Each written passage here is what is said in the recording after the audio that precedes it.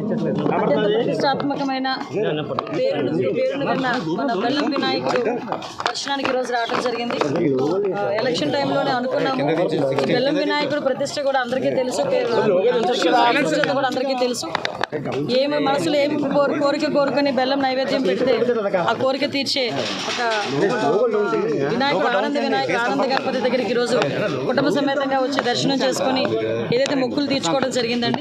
ఈరోజు ఈ కార్యక్రమానికి ఇక్కడికి రావడం చాలా ఆనందంగా ఉంది. వచ్చిన తర్వాత కూడా పంతులు గారు కానీ ఇక్కడున్న డిపార్ట్మెంట్ వాళ్ళు కానీ వాళ్ళందరూ కూడా సాధారణంగా ఆహ్వానించడమే కాకుండా ఒక మంచి దర్శనం ఇప్పించి మంచి పూజా కార్యక్రమాలు చేసి రాష్ట్రంలో ప్రజలందరూ కూడా మంచిగా ఉండాలి, రాష్ట్రంలోని పరిపాలన చేసే చంద్రబాబు నాయుడు గారు కానీ పవన్ కళ్యాణ్ గారు కానీ లోకేష్ గారు కానీ అందరూ కూడా ఆయురారోగ్యాలు ఇవ్వాలని మనస్ఫూర్తిగా కోరుకొని దండం పెట్టుకుని రావడం.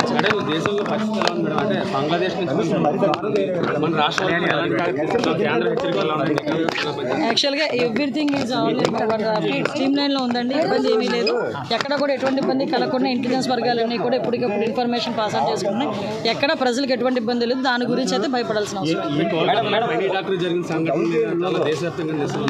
మన రాష్ట్రంలో ముఖ్యంగా కేజీకి సంబంధించి కానీ ఆంధ్ర విశ్వవిద్యాలయం సంబంధించి కానీ ఇక్కడ స్టూడెంట్స్ భద్రత కానీ వాళ్ళ హాస్టల్కి వెళ్ళేటప్పుడు లేదండి. విషయం ఏంటంటే ఎక్కడైనా ఎవరికైనా ఏమైనా ఇబ్బంది అనుకునేటట్టయితే మా ఇంటెలిజెన్స్ వర్గాలన్నీ బాగా పనిచేస్తున్నాయి. అట్ ద సేమ్ టైం ఎవరికైనా ఇబ్బంది కలుగుతుంది అనుకున్న వెంటనే మా డిపార్ట్మెంట్ వాళ్ళకి ఇన్ఫర్మేషన్ ఇచ్చినా కూడా దానికి ప్రత్యేకంగా ఒక సెల్ కూడా ఏర్పాటు చేసే కార్యక్రమాన్ని కూడా మేము తీసుకుంటాం. ఇంకా ఆవిడ గురించి విషయం ఏంటంటే నేను ఒకటి మాట్లాడతాను. ఎమ్మెల్సీ అనేసరికి అది పెద్దల సభ గౌరవ సభ.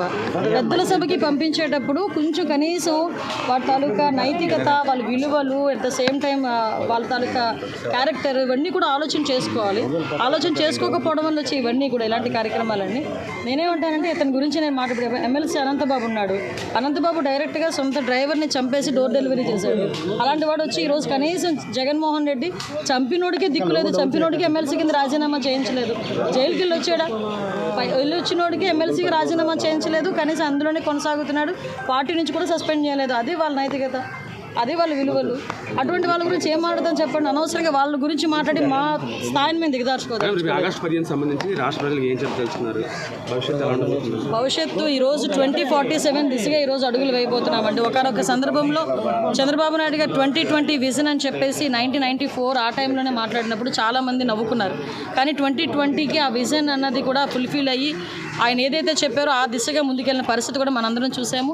హైదరాబాద్ లాంటి సిటీలనే ప్రపంచంలోనే ఉన్నతమైన సిటీ కింద క్రియేట్ చేసిన పరిస్థితి కానీ, ఐటీ హబ్గా క్రియేట్ చేసిన పరిస్థితి కానీ మనందరం చూసాం. ఈరోజు గౌరవ చంద్రబాబు నాయుడు గారు ముఖ్యమంత్రి వర్యులు 2047 విజన్తో ఈరోజు ముందుకెళ్ళడమే కాకుండా 2047 విజన్కి ఏ రకంగా ముందుకెళ్లాలనేది కార్యాచరణ ప్రణాళిక కూడా ఈరోజు ముందు సిద్ధం చేసుకున్నాం. ఒకటి మాత్రం క్లియర్గా చెప్పగలనండి. చంద్రబాబు నాయుడు గారు, పవన్ కళ్యాణ్ గారు, లోకేష్ బాబు గారు వీళ్ళందరూ ఆధ్వర్యంలో రాబోయే కాలంలో ఆంధ్రప్రదేశ్కి మంచి రోజులు వచ్చినాయి, మంచి రోజులు రాబోతున్నాయి. యువత కూడా మంచి భవిష్యత్తు గురించి ఈరోజు ఆశగా ఎదురు చూస్తుంది. అది ఫుల్ఫిల్ అవుతుంది.